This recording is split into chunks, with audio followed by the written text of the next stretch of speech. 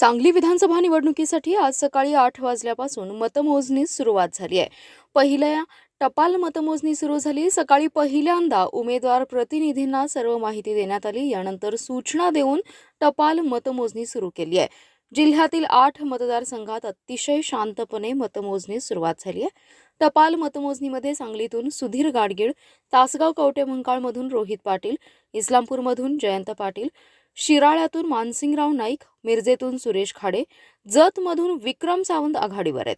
मतमोजणी सुरू होताच टपाल मतमोजणीत काँग्रेस महाविकास आघाडीचे उमेदवार पृथ्वीराज पाटील हे इतक्या मतांनी आघाडीवर आहेत. भाजपाला मोठा धक्का मानला जातोय. काँग्रेसमध्ये उमेदवारी मिळाली नसल्याने बंडखोरी झाली होती, त्यामुळे तिहेरी लढत पाहायला मिळाली आहे. सांगली मतदारसंघातून पहिल्या फेरीमध्ये सुधीर गाडगीळ यांनी मुसंडी मारली आहे.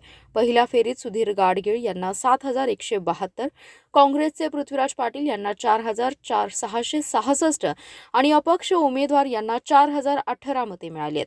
इस्लामपूर मतदारसंघातून जयंत पाटील हे 691 मतांनी आघाडीवर आहेत.